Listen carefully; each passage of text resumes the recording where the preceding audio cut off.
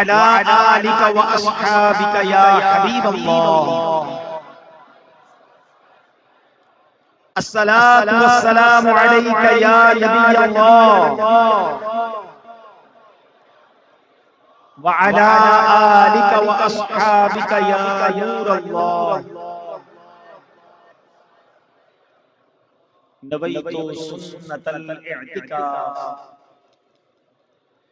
प्यारे प्यारे इस्लामी भाइयों और सोशल मीडिया के नाज़रीन, आज अल्हम्दुलिल्लाह अज़्ज़ा वजल जामा मस्जिद फैज़ाने जीलान क्लिफ्टन में शबे बराअत का इज्तिमा जारी है। रब्बे करीम हम सब का जमा होना अपनी बारगाह में कबूल फरमाए और आज के दिन की बरकतें हम सबको नसीब फरमाए। अल्लाह करीम का हम जितना शुक्र अदा करें वो कम है कि जीते जी हमें एक बार फिर शबे बरात अता की है। यूं समझिए कि हमें एक और चांस दिया गया है, एक और मौका दिया गया है कि अपनी मगफिरत करवा लो। अपने नबियों के बालों की तादाद के मुताबिक गुनाहगारों को जहन्नम से आजाद फरमा देता है। अब ये टोटल कितना बना? अभी गौर करें। मैं और आप अपने सर के बाल भी गिन सकते हैं। तो एक बकरी में कितने बाल होते हैं? और ये जो कबीला था, ये कबीला बनु कल्ब सबसे ज्यादा बकरियां पालता था। तो अब सोचे करोड़ों करोड़ लोगों की बख्शिश होनी है इस रात, यानी आज करोड़ करोड़ बख्शे जाएंगे। अच्छा, लेकिन एक और बात है कि आज की रात हम पर मेहरबानी पता क्या हुई है? कहते हैं नूरुन अला नूर, सोने पर सुहागा। आज शबे बारात भी है और जुमेरात की रात भी है। हाय हाय, करम की बारिशों के दरवाजे और खुल गए। कल साल का पहला दिन भी है और जुमे का दिन भी है। अब सोचो कि कितनी दुआएं मांगनी चाहिए, कितनी रहमतें लूटने की रात। अच्छा, फिर ये आज की रात जो है ये फैसलों की भी रात, मगफिरत की भी रात है। Very sensitive night. आज रात कुछ फैसले भी होने हैं, फरिश्तों को कुछ काम सुपुर्द कर दिए जाएंगे। और वो क्या होगा? हदीसों में ये मज़मून मिलता है, आज रात ये लिख दिया जाएगा कि किसने अगले साल दुनिया से जाना है। मरने वालों का नाम लिखा जाएगा। इस साल किस किस को कितना रिस्क मिलना ये भी लिखा जाएगा। सुभान अल्लाह, रात में ये भी लिख दिया जाएगा अगले साल किस किस ने हज करना है, कौन कौन मदीने जाएगा। तो आज कितना मांगना कि अल्लाह जब तक जिंदा रखियो, सेहत वाली, आफियत वाली, नेकियों वाली जिंदगी अता फरमा। हम सबको दराज़ी उम्र बिल खैर अता फरमा। नेकियों वाली जिंदगी मांगा करो। हाँ, उलमा कहते हैं जिसकी जिंदगी भी लंबी और वो भी गुनाहों वाली, फिर तो वो और मर। जब सबको माफ कर रहा है, जब सब पर रहमत की बारिश बरस रही है, जब करोड़ों बख्शे जा रहे हैं, तो ये क्यों नहीं बख्शे जा रहे हैं? It means these are big sinners. ये बड़े गुनाहगार हैं, ये बड़े खताकार हैं, ये गुनाह छोटे नहीं। अब हमें ये देखना है कि आज रात सारे बख्शे जाएं, कहीं मैं तो न रह जाऊंगा। अब इसमें पहले नंबर पे क्या फरमाया? माँ बाप का नाफरमान। अब सच बताओ आज क्या हो रहा है माँ बाप के साथ? हैं? ऐ वो इस्लामी भाइयों, ऐ मेरे नौजवानों, ऐ मेरे वो भाइयों जिनके पास माँ बाप है, तुम बड़े खुशनसीब हो। You are so lucky. अरे इससे बढ़कर नसीब क्या होंगे कि शबे बारात भी हो और माँ बाप भी घर में हो। हाय हाय, जिसकी माँ उसके पास है और आज शबे बारात भी उसके पास है। अरे उससे बड़ा नसीब वाला कौन है कि उसकी माँ उसके लिए दुआ करे या वो माँ के कदमों में बैठकर शबे बारात अपने लिए दुआ करवा ले। उससे बड़ा खुशनसीब कौन है कि आज शबे बारात भी है और उसका वालिद भी उसके साथ है। सोचो ना, पूछो उनसे जिनके माँ बाप चले गए। माँ बाप बड़े याद आते हैं मुबारक रातों में, इन मुबारक लम्हों में बड़े याद आते हैं। माँ होती तो दुआ करवाता, वालिद होता तो दुआ करवाता। बिलखुसूस माँ बाप पता है दो मौकों पर बड़े याद आते हैं कि जब जिंदगी में कोई अचीवमेंट मिल जाए ना, कोई बड़ा काम हो जाए, कोई बड़ी खुशी मिले, हैं, तब बंदे को याद आता है यार माँ होती तो कितना खुश होती, वालिद होता तो कितना खुश होता है। अल्लाह ने मुझे नया घर दे दिया, अल्लाह ने सवारी दे दी, अल्लाह ने इज्जत दे दी, अल्लाह ने ये काम करवा दिया, काश मेरा वालिद देखता, काश मेरी माँ देखती। एक हमेशा खुशी के मौके पर माँ बाप बड़े याद आते हैं, और एक जब बंदा किसी बड़ी तकलीफ में फंस जाए, किसी बड़ी मुसीबत में फंस जाए ना, उस वक्त भी माँ बाप बड़े याद आते हैं कि काश माँ होती और मैं माँ के कदमों में बैठकर कहता माँ फंस गया, और माँ सर पे हाथ रख के कहती बेटा घबराना नहीं, मैं दुआ करूंगी। दिल को ढारस हो जाती थी। वालिद एक जुमला कहता था ना, बेटा घबरा नहीं, मैं हूं, बस खत्म, साया था सर पे।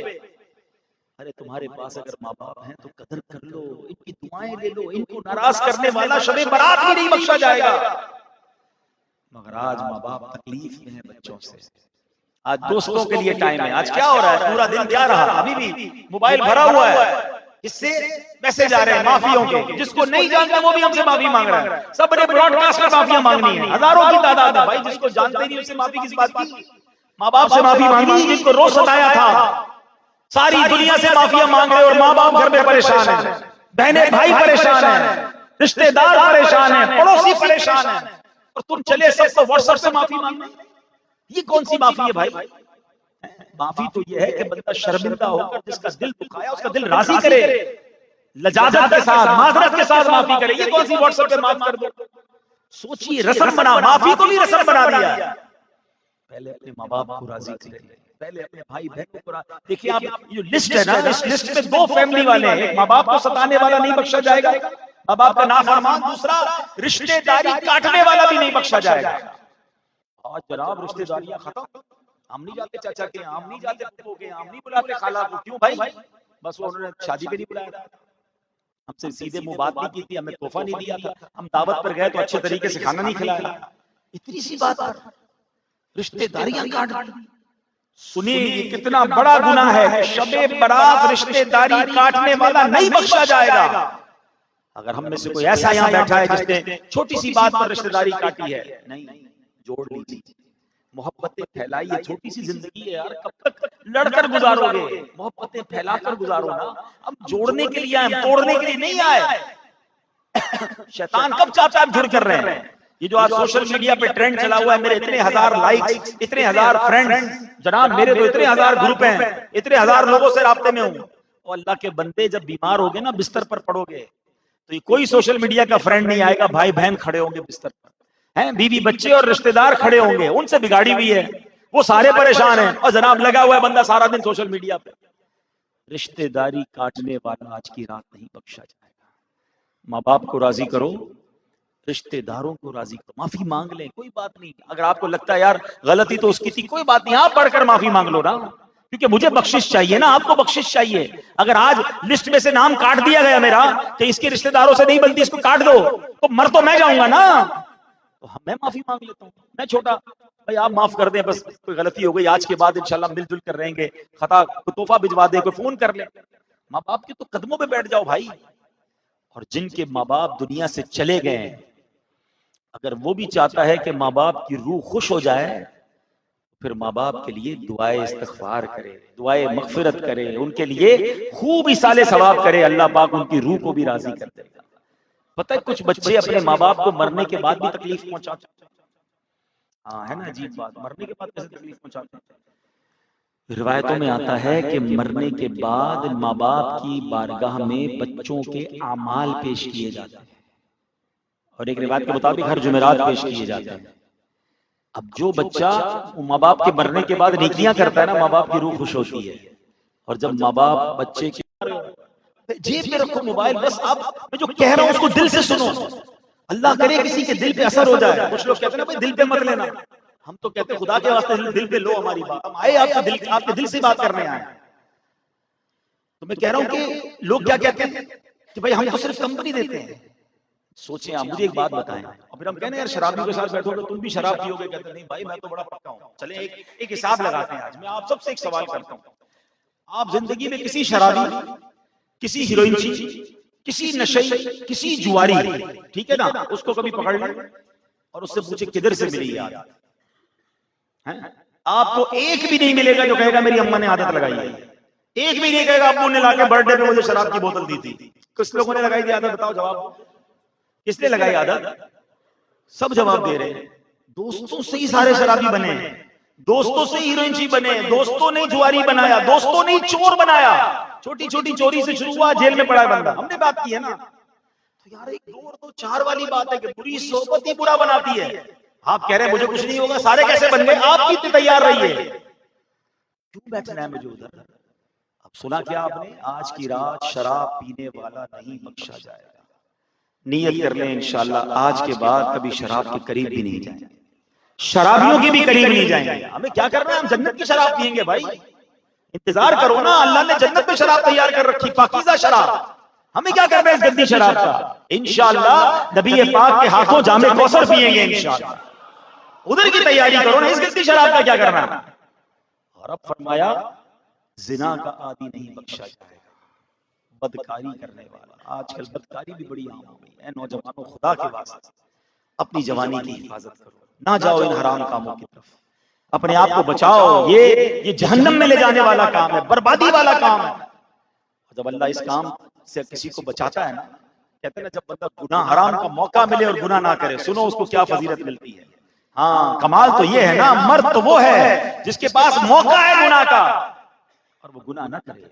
हजरत काबुल अहबार रज़ियल्लाहु अन्हु से रिवायत है, जन्नत में ज़ुमुर्द और मोती से बना हुआ अजीम शान महल है, उसमें 70,000 घर हैं और हर घर में 70,000 कमरे हैं। उस अजीम शान महल में अंबिया किराम होंगे, सिद्दीकीन होंगे, शहीद होंगे, इंसाफ करने वाले बादशाह होंगे और वो शख्स होगा जो मुहक्कम होगा। पूछा गया हुजूर ये मुहक्कम कौन है? अब जरा अभी तक जो लिस्ट बयान इसमें हम तो हैं ही नहीं, है ना, अंबिया, सिद्दीकीन, शहीद, इंसाफ करने वाले बादशाह, अभी तक तो अपनी एंट्री का कोई सामान बना नहीं, फिर क्या फरमाया मुहक्कम भी होंगे। तो पूछा गया मुहक्कम कौन होंगे?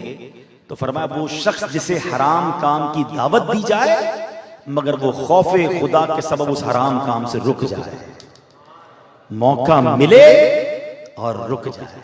पैसा बढ़कर आए, हराम है, सूद है, बड़ी जबरदस्त आमदनी है जनाब, थोड़ा सा ही झूठ बोलना है, थोड़ी सी मिलावट करनी है, थोड़ा सा ही झूठ फ्रॉड करना है, बड़े पैसे हैं, मौका मिल रहा है ना। अब मजा है कि बंदा पैसे को देखता है या अल्लाह की रिजा को देखता है। वो हराम छोड़ दे, फरमाया उस महल में उसे भी जगह मिलेगी। बदकारी की दावत, दोस्त कहते चल भाई शराब की महफिल है, बड़ा जबरदस्त मजा आएगा, माद अल्लाह बदकारी भी करेंगे। नहीं, अल्लाह देख रहा है। जो बंदा अल्लाह के खौफ से छोड़ दे, अल्लाह फिर कैसी इज्जत देता है। एक वाकया सुन, बसरा में एक शख्स, एक बुजुर्ग थे, उनका नाम था मिस्की, ठीक है ना, मिस्की कहते हैं मुश्क से, अरबी में हम उर्दू में मुश्क कहते हैं, अरबी में मिस्क कहते हैं। उनको मिस्की इसलिए कहते थे कि उनकी बॉडी से बड़ी खुशबू आती थी, इतनी खुशबू आती थी जिस गली से गुजरता है वो गली भी महक जाती थी। तो लोगों ने कहा हजरत कौन सी खुशबू लगाते हैं, पता तो चले, इतना महकते हैं, इतना जबरदस्त फ्रेग्रेंट। कहते मैं तो कोई खुशबू नहीं लगाता, मैं सिरे से कोई खुशबू ही नहीं लगाता। तो कहा ये फिर कैसे हुआ? कहा मैं बड़े पैसे वाले खानदान से मेरा ताल्लुक है, मेरी जिंदगी में एक वाकया हुआ। तो हुजूर सुनाइए वाकया क्या है? कहा मैं जब पढ़ाई लिखाई से फारिग हुआ, पैसे वाले खानदान में था, वालिद साहब ने कहा भाई कारोबार सीख लो ताकि फिर कारोबार कराएंगे तुझे। अपने एक दोस्त को राब्ता किया कि मेरा बेटा है, इसको अपनी कपड़े की दुकान पे बिठा लें, कारोबार सीखेगा, ग्राहकों को डील करेगा, तो उसके बाद फिर हम अपना भी कारोबार कर लेंगे। आजकल भी लोग करते हैं इस तरह। वो कहते हैं मुझे कारोबार की दुकान पे बिठा दिया मेरे अब्बा की दोस्त की, रोज कपड़े वाले आते हैं, मैं ग्राहकों को कपड़ा देता रहता।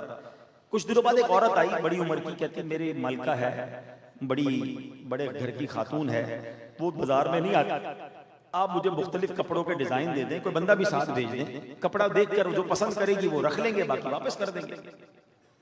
तो दुकानदार था, उसने कहा बेटा तुम चले जाओ, कपड़े के थान लेकर जाके बाजी को दिखाओ, जो चाहिए उसको रख लेगी, बाकी ले आएगी। कहता मैं थान लेकर कपड़ा लेकर उस औरत के साथ चल पड़ा। जब मैं बड़े से महल में गया तो बड़ा आलीशान महल है, बड़ा जबरदस्त घर, कमरे में ले गए मुझे। कमरे में गया तो कमरा भी, बेडरूम भी बड़ा शानदार, खुशबुओं में बसा हुआ। वहां एक नौजवान खूबसूरत औरत बैठी, और जब मैंने उसे कपड़े दिखाना शुरू किए तो उसने दरवाजे को लॉक कर दिया, और उस औरत ने मुझे गुनाह करने के लिए कहा है। उसकी नीयत खराब हो गई, शैतान ने हमला किया, वो बदकारी करना चाहती थी। बताओ ना, उस कमरे में तो कोई और नहीं था ना, उसको तो मौका मिला था, दरवाजा बंद था, मगर वो नौजवान खौफे खुदा वाला था। कहता मैंने उसको बड़ा समझाया, कहती या तो बुराई करो या मैं फिर शोर मचाकर लोगों को बताऊंगी कि तुमने मेरे साथ गलत किया। कहता इधर भी फंस गया, उधर भी फंस गया, निकलूं तो कैसे निकलूं? मैंने कहा अच्छा मुझे वॉशरूम यूज करना है, टॉयलेट में जाना है। उस खातून ने अपनी कनीजों को बुलाया, कहा जाओ साहब को जरा टॉयलेट में ले जाओ। कहता मैं टॉयलेट में गया, देखा वहां कोई खिड़की हो, वहां से भाग जाऊं, खिड़की वहां भी कोई ना मिली। अब आखिर पता उस नौजवान ने क्या किया? कहता मैंने जो टॉयलेट की गंदगी थी ना वो सारी अपने मुंह पे मल ली, सब निकाली, अपने कपड़ों पे मल ली, बदबू हो गया। अब मैं बाहर निकला तो सब लोग मुझसे दूर भागने लगे, ये तो पागल है, और कहा मुझे उठाकर महल के बाहर फेंक दिया गया। बाहर गया, गुस्ल किया, अल्लाह का शुक्र अदा किया कि उस गंदगी से ये गंदगी बेहतर थी।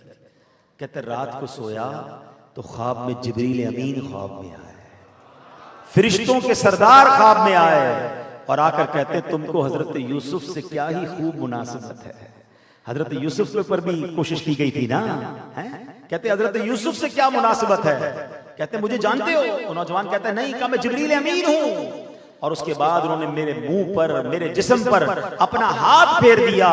ऐ मेरे भाइयों, ये उसी दिन से अब मेरे जिस्म से और कपड़ों से खुशबू आती है।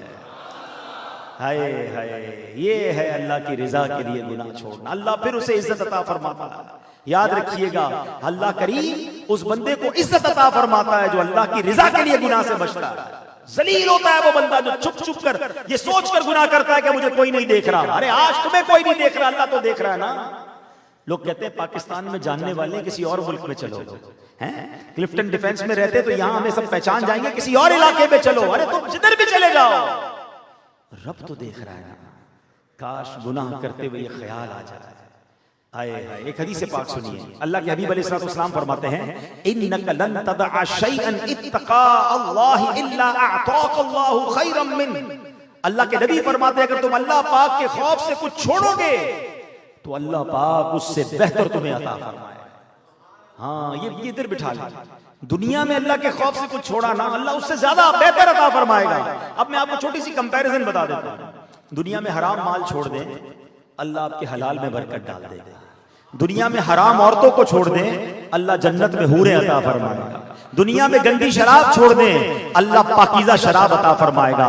दुनिया में हराम लिबास छोड़ दें, अल्लाह जन्नती लिबास अता फरमाएगा।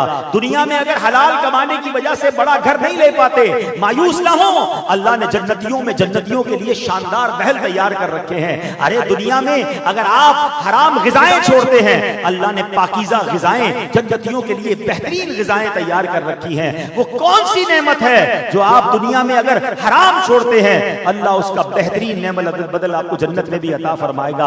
और सिर्फ जन्नत में नहीं, अल्लाह दुनिया में भी अता फरमाता है। हमने देखा है सूद का कारोबार लोगों ने छोड़ा, इंटरेस्ट का कारोबार छोड़ा, हराम कारोबार छोड़ा, अल्लाह ने उनके हलाल में बरकत डाल दी। दुनिया में ऐसे भी लोग हमें मिले जो गाने बाजों की वजह से शोहरत वाले थे, उन्होंने अल्लाह की रिजा के लिए वो शोहरत छोड़ी, अल्लाह ने उनको दीन में शोहरत अता फरमा दी। बात यह है कि यकीन पुख्ता हो, हम अल्लाह की रिजा के लिए कोई गुनाह छोड़े, अल्लाह करीम अल्लाह उससे बेहतर हमें अता फरमाएगा। अल्लाह के खौफ से कोई चीज छोड़ेंगे, अल्लाह उससे बेहतर अता फरमाएगा। अल्लामा इब्न जौज़ी ने एक वाकया लिखा, अब जरा वाकया सुनिए। एक लोहार था, कहते मैं बुजुर्ग कहते मैं गया तो मैंने देखा लोहार बड़ा अजीबो गरीब था। आपने देखा लोहार की भट्टी बड़ी गर्म होती है, लोहा लाल हो जाता है, लोहा मोल्ड हो जाता है, इतना गर्म होती है कि लोहा चेंज हो जाता है, हजारों फॉरेन हाइट उसकी हीट होती है। तो उस लोहार को देखा कि वो भट्टी में हाथ डाल के लोहा निकाल लेता था, लोहे को उलट पलट करता था, उसके हाथ में कुछ नहीं होता था। बुजुर्ग कहते हैं मैंने पूछा ये तुम कैसे कर लेते हो, तुम्हारे हाथ पर तुम्हें कोई प्रॉब्लम नहीं होती? तो कहते मेरा एक वाकया बड़ा अजीब और गरीब है। कहते एक औरत मेरे पास आई, बड़ी गरीब औरत थी, अल्लाह ने उसको हुस्न भी दिया था। आई मुझसे कुछ पैसे मांगने, कहती मुझे कुछ पैसे चाहिए, गरीब थी। मैंने कहा पैसे तो दे दूंगा, शैतान ने हमला किया, तुम्हें मेरे साथ बुरा काम करना हो। वो रोती रोती चली गई कि ऐसा ना करो, ये तो हराम है, मैं गलत काम नहीं करना चाहती, बच्चे भूखे हैं। मैंने कहा तुम्हारी मर्जी, पैसे दूंगा, ये काम करना पड़ेगा। वो चली गई। कुछ दिनों बाद फिर आई रोते रोते, कहती बच्चे बहुत भूखे हैं, कई दिनों से नहीं खाया, मेरी मदद करो। मैंने वही गलत काम की तरफ उसे कहा कि तुम्हें गलत काम करना पड़ेगा। बहरहाल मजबूरन वो राजी हो गई। जब हम कमरे में गए तो वो मछली की तरह तड़पने लगे। मैंने कहा क्यों तड़प रही हो? तो कहा मुझे अल्लाह का खौफ आ रहा है। कहता मुझे भी फिर अल्लाह का खौफ आया कि जब ये औरत मजबूर होकर भी अल्लाह से डर रही है तो मुझे भी डरना चाहिए। कहता मैंने उस औरत को छोड़ दिया और उसके पैसे भी उसको दिए। जाते जाते दुआ देकर गई कि अल्लाह पाक तुझे दुनिया और आखिरत की आग से महफूज फरमाए। रात कहता मैं सोया तो मुझे एक औरत ख्वाब में आई। मैंने पूछा तुम कौन हो? कहा मैं उस लड़की की माँ हूं और सुनो हम आले रसूल हैं, हम सैयद हैं, तुमने हमारी बच्ची को गुनाह से बचाया, हमारी बच्ची के साथ तुमने मेहरबानी की, तुमने बदकारी से अपने आप को भी बचाया, उसे भी बचाया, अल्लाह पाक तुम्हें इसकी जजा दे और दुनिया और आखिरत में तुम्हें आग से महफूज फरमा दे। अल्लाह अकबर। वो लोहार कहता है वो दुआ के बाद जब भी आग में हाथ डालता हूं हाथ को असर ही नहीं होता। ये अल्लाह वालों के काम है। तो बदकारी ये बड़ा खतरनाक गुनाह है, इससे बच जाओ। कर ली है तो तौबा कर लो, अब नहीं जाना, बुरे लोगों के पास ना जाए। और याद रखें आंखों का गुनाह, आंखों की बदकारी हराम देखना है, हाथों की बदकारी हराम पकड़ना है। आजकल लड़के लड़कियां शेक हैंड कर रहे हैं, रिश्तेदार गले मिल रहे हैं लड़के लड़के। खुदा का खौफ करो, ये हराम जहन्नम में ले जाने वाला काम है। कानों का जिना, कानों की बदकारी हराम सुनना है। म्यूजिक सुनने वालों तौबा करो, फौहश बातें सुनने वालों तौबा करो। ऐसा ना हो सब बख्शे जाएं और हम रह जाएं। और आजकल तो एक और तबाही है, कल 14 तारीख है ना, बदकिस्मती से 14 फरवरी को वैलेंटाइन डे मनाया जाता है और अब मुसलमान भी बनाने लग गए। ये हरामकारी का दिन हमारे अंदर किधर से आ गया?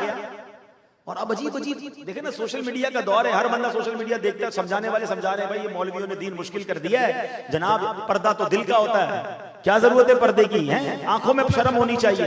ये कौन सा फिनोमेना और फार्मूला लेकर आए भाई? हम मुसलमान हैं, मौलवी के लिए अल्लाह रसूल की बात मानेंगे। मैं आपको कुरान सुनाता हूं ना, इसका जवाब दीजिए। अल्लाह कुरान में क्या इरशाद फरमाता है, सुनो। जो बेहयाई करते हैं, जो बाद अल्लाह इस तरह के कामों में मुलव्वस होते हैं, अल्लाह फरमाता है कुल लिल मुमिनीना यगुद्दू मिन अबसारिहिम व यहफज़ू फुरूजहुम। अल्लाह फरमाता है मुसलमान मर्दों को हुक्म दो कि अपनी निगाहें कुछ नीची रखें और अपनी शर्मगाहों की हिफाजत करें। मर्दों को हुक्म दिया निगाहें नीची रखो, औरतों के पर्दे का आलम क्या होगा? अल्लाह के हबीब फरमाते हैं, हदीस पाक सुनो, इन बेकार लोगों की बातें सुनना छोड़ दो जो पर्दे के खिलाफ बातें कर रहे हैं। मेरा जिस्म मेरी मर्जी और ना जाने कौन कौन से आइडिया लेकर आ रहे हैं और कहते हैं ये इस्लाम, किधर से इस्लाम हुआ? मिशकात शरीफ की हदीस सुनो, अल्लाह के नबी फरमाते हैं लानल्लाहु नाज़िरा वला मंज़ूरा इलैहि। देखने वाले और जिसकी तरफ देखा गया उन दोनों पर अल्लाह पाक लानत फरमाता है।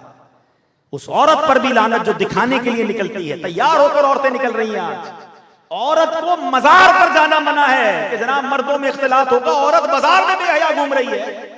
इस्लाम में पर्दा सुनो कैसा है, बताओ। बीबी हाजरा दौड़ी थी ना सफा मरवा के दरमियान, कौन दौड़ी थी? बीबी हाजरा खातून है ना, किस लिए दौड़ी थी? बच्चे के पानी के लिए। और आज सारे हाजियों को दौड़ना है भाई। औरत दौड़ी थी तो औरत को तो ज्यादा दौड़ना चाहिए था ना, मगर नहीं। पर्दा देखो कैसा है इस्लाम में, मर्द दौड़ेंगे औरत नहीं दौड़ेंगे, ताकि उसका पर्दा रहे।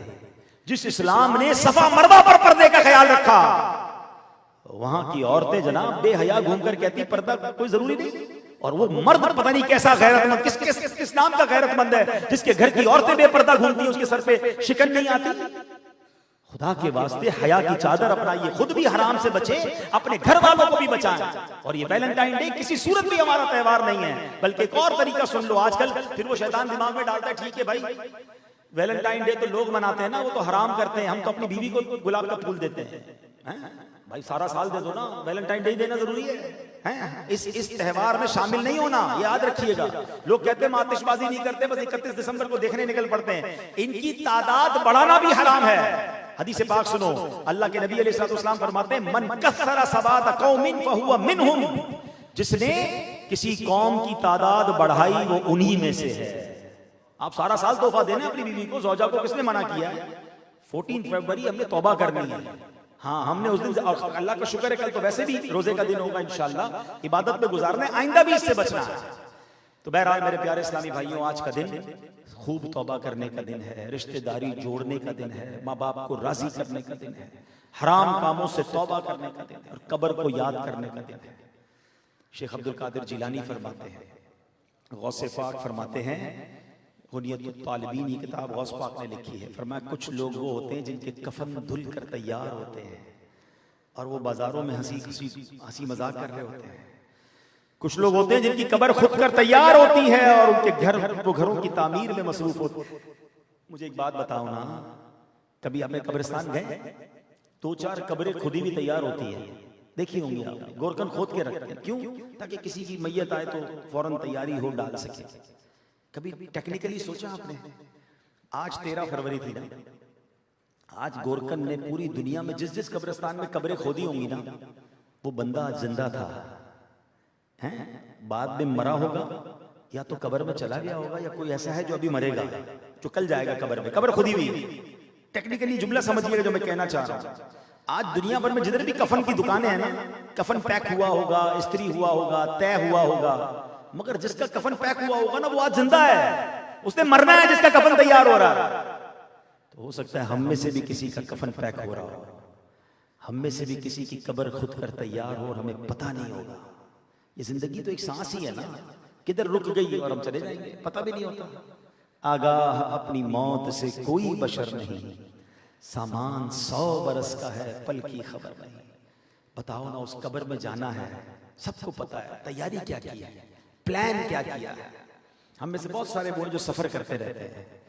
जब आप सफर करते हैं 4 दिन 5 दिन 10 दिन, क्या प्लानिंग होती है? सबसे पहले आप ये चेक करते हैं यार जिस मुल्क में जाना है उधर का मौसम कैसा है, ताकि सर्दी है तो सर्दी का लिबास पहन के जाऊं, गर्मी है तो गर्मियों के कपड़े ले जाऊं। दूसरे नंबर पर आप चेक करते हैं करेंसी कौन सी चलती है, ताकि वहां की करेंसी लेकर जाऊं। तीसरे नंबर पर आप चेक करते हैं मैं रहूंगा कहां पर, कौन से होटल में रहूंगा। लोग होटल चेक करते हैं, बाथरूम कैसा है, बेड कैसा है, हैं? अच्छा 6 दिन रहना है तो जनाब उसके रिव्यूज पढ़ते हैं लोग, हैं? कितने स्टार है, 3 स्टार 4 स्टार 5 स्टार। अल्लाह ने जिसको जितने पैसे दिए उतना महंगा होटल, फिर उसके रिव्यूज पढ़ते हैं कि रहने वालों ने क्या क्या कमेंट्स दिए, अच्छा है कि नहीं है। एक बात बताओ यार, 5 7 10 दिन का सफर करना है तो इतनी तैयारी, और ये सफर पता है मेरे और आपके इख्तियार में है। मैं जब जाना चाहूं जब जाऊंगा ना, डेट आप मैं तय करूंगा, टिकट मैं तय करूंगा, होटल मैं तय करूंगा, वीजा मैं डिसाइड करूंगा कब लेना है, और सब ले लिया और आखिर वक्त सोचा नहीं जाना तो कैंसिल भी हो जाएगा। मगर मैं जिस सफर की बात कर रहा हूं उसकी डेट मेरे और आपके हाथ में नहीं है, वो आज भी हो सकता है। वो 5-10 दिन का सफर नहीं है, हैं? वो कयामत तक का सफर है। जब तक कब्र में कयामत तक रहना पड़ेगा ना। आज दुनिया में अकेले सफर मजा नहीं आता। दोस्त को कहते चलो ना यार साथ, बोर हो जाऊंगा, कोई नहीं आता, घर वालों को बंदा ले जाता है, यार कोई तो कंपनी हो। मैं जिस सफर की बात कर रहा हूं अकेले जाना होगा, कोई साथी नहीं होगा। कभी तो चेक करो यार मौसम कैसा होगा, कभी तो चेक करो करेंसी कौन सी चलेगी, अमाल कौन से चलेंगे, कभी तो चेक करो नरम बिस्तर होगा या आग होगी, कभी तो चेक करो यार कि उधर दिन कैसे गुजरेंगे। कोई बात करने के लिए तैयार नहीं है। Nobody want to talk about grave। हालांकि हमारे असलाफ कब्र का जिक्र सुनते थे तो हिचकियां बन जाती थी। हजरत उस्मान गनी रज़ी अल्लाह तआला कतई जन्नती है ना, हैं? अशरा मुबश्शरा में से हैं, ज़ुन्नूरैन हैं, खलीफतुल मुस्लिमीन हैं। आप जब कब्रिस्तान जाते थे ना इतना रोते थे कि दाढ़ी तर हो जाती थी। कब्र का जिक्र होता था तो इतना रोते थे कि हिचकियां बन जाती थी। लोगों ने पूछा हजरत ना महशर की बात पर ना जहन्नम की बात पर इतना रोते हैं, आप कब्र के जिक्र पर क्यों रोते हैं? फरमाते कब्र ही पहली मंजिल है, जो इधर से पार लग गया वो आगे भी पार हो जाएगा। मगर हम में से कोई बात नहीं करता यार कब्र की। बात करो तो उल्टा हमें कहते हैं मौलाना साहब क्या मरने की बातें कर रहे हो, क्या कब्र की बातें कर रहे हो, डराते ही रहते हो। ओ भाई मैं डराने ही आया हूं, समझाने ही आया हूं। खुदा के वास्ते सोच लो, मैं बातें करना छोड़ दूंगा, आप कब्र में जाने से बच जाओगे। कौन है जो इस दुनिया में हमेशा रहेगा या रहा है? हमारे पहले भी लोग गए थे, अब बाद में भी आएंगे। अच्छा बाज़ बार लगता है मेरी वजह से बड़े काम होते हैं। भाई मैं साइन करूं तो काम आगे बढ़ता है, मैं यस करूं तो काम होता है। मेरे बगैर दुनिया चलती नहीं है, मेरा ऑफिस नहीं चलता, घर नहीं चलता। Everybody dependable on me. किसी को कहो चलो भाई दीन के लिए 5-7 दिन के लिए, कहता है टाइम नहीं, कारोबार कैसे छोड़ूं, फैमिली का सारा बोझ मुझ पर है। मगर जब आप चले जाएंगे तो फिर क्या होगा? इसी तरह जिंदगी से निकाल लिया जाएगा ना कि सारी दुनिया रुक जाएगी। कोई नहीं रुकती जनाब। कब्रिस्तान में कब्र पर तख्ती लगी हुई थी, क्या लिखा था? मैं समझता था मैं बड़ा अहम था, यही मेरा वहम था। हम समझते थे बड़ा अहम है, कुछ नहीं रुकेगा। कुछ दिन लोग याद करेंगे, कुछ दिन बातें होंगी, उसके बाद नाम लेने वाला भी कोई नहीं होगा। हमारे बच्चे भी भूल जाएंगे, पोते पोतियों को तो याद भी नहीं होगा। हमें कौन से हमारे दादा याद हैं? हम कौन सा अपने दादा दादी के लिए दुआ करते? कौन करेगा हमारे लिए दुआ कुछ सालों बाद? अपनी फिक्र खुद करो, अपनी कब्र खुद रोशन करके जाइए। ऐसे अमाल कीजिए, सदका और खैरात करके अपने बाल से आगे अपने जमा कीजिए। इधर नमाजें पढ़ के, इबादतें करके, रब को राजी करके, तिलावत कुरान करके अपनी कब्र को रोशन कीजिए। वरना खुदा की कसम अगर कब्र में फंस गए ना तो फिर कोई बचाने वाला नहीं होगा। अल्लाह मुझे और आपको अपनी कब्र रोशन करने की फिक्र अता फरमा।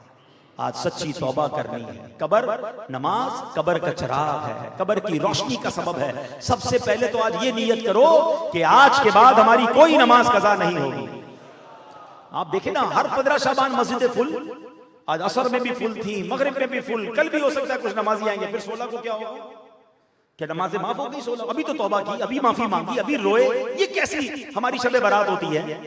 खुदा के वास्ते यार, अब तो अकल ले ले, मरना है हमने।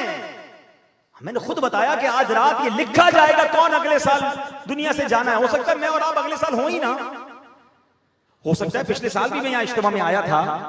कुछ लोग ऐसे हों जो पिछले साल हों, आज नहीं है हमारे साथ, चले गए दुनिया से। अगले साल हो सकता है हमारे बारे में बात हो रही हो कि यार पिछले साल तो हम साथ ही थे, वो बेचारा चला गया। यही होगा। तो कितना और कितना इंतजार करना है तौबा में, और कितना इंतजार करना है सुधरने में। आज रात सच्ची तौबा और अपने आप को बदलिए कि बस बहुत हो गया। क्या पता ये शब बारात आखिरी हो, आखिरी मौका दिया गया हो। तो तौबा इस चीज का नाम है कि सच्ची तौबा हो कि बस आइंदा नहीं करूंगा, और आज के बाद उसी सूरत भी नमाज कज़ा नहीं होगी। नियत करें इंशाअल्लाह आज के बाद हमारी कोई नमाज कज़ा नहीं होगी। अब तो रमजान आ रहा है यार, अभी तो प्रैक्टिस कर लें और फिर रमजान में शामिल हो जाएं, और फिर इंशाअल्लाह रमजान के पूरे रोजे रखेंगे इंशाअल्लाह। रमजान में पूरी तरावी भी पढ़ेंगे इंशाअल्लाह। बल्कि मैं दिल बदलने वाली बात करने जा रहा हूं। अगर वाकई अल्लाह का कुर्ब हासिल करना है ना, गुनाहों की आदत छोड़नी है, तो हो सके तो रमजान में पूरे महीने का एहतिकाफ करें। जिसको अल्लाह ने, थोड़ी मेहनत करनी पड़ेगी, मुश्किल होगी, लेकिन ये समझ लो आपकी लाइफ बदलने वाला काम है। और दावत इस्लामी के मदनी मरकज फैजान मदीना में पूरे महीने का एहतिकाफ होता है। खुद करें या अपने नौजवान बच्चों को कराएं, ये लाइफ चेंजिंग एक्सपीरियंस होता है। और अगर पूरे महीने का एहतिकाफ ना कर सके तो कम से कम आखिरी अशरे का एहतिकाफ हमारी फैजान जिलान मस्जिद में भी होगा, और भी मसाजिद में होता है, फैजान मदीना में होता है। तो ये बरकतें हासिल करें। अल्लाह करीम से मैं दुआ करता हूँ कि रब्बे करीम अब ये आज की रात हमारी जिंदगी को बदलने वाली रात बना दे, हमें नेक बना दे, अपने पसंदीदा बंदों में शामिल कर ले। और आज मेरे मौला जो करोड़ों बख्शे जाएंगे उसमें हमारा नाम भी लिख दे, हमारे माँ बाप का नाम लिख दे, हमारे घर वालों का नाम लिख दे, हमारे मरहूमीन का नाम लिख दे। और याद रखिए शब बारात मरहूमीन जो है ना, वो इंतजार करते हैं कि हमारे रिश्तेदार हमें क्या नेकी भेजते हैं। तो आज उनको आपने दुआओं के जरिए भी और सदका करके भी उनको सवाब पहुंचाना। हो सके तो कब्रिस्तान भी जाएं, वरना सदका खैरात करें आज की रात। और अमीर अहले सुन्नत ने बड़ी प्यारी दुआ दी है कि आज जो अपने मरहूमीन के इसाले सवाब के लिए कम से कम 1500 रुपए भी दावत इस्लामी को दे, तो अल्लाह उसको मरने से पहले नबी पाक का दीदार नसीब फरमाए। तो ये भी एक अच्छा अमल है। बाहर स्टॉल लगा हुआ है, दावत इस्लामी को पैसे देंगे तो क्या होगा?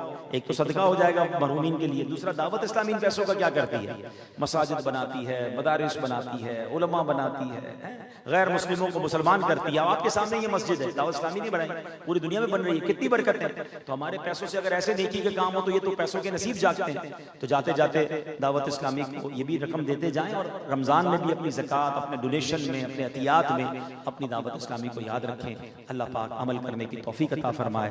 आमीन बिजाहि नबी नबी।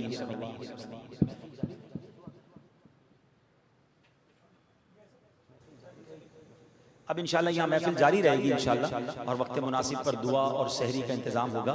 तो इसी मोहब्बत और ज़ौक़ के साथ आप शामिल रहिए। सल्लू अलल हबीब।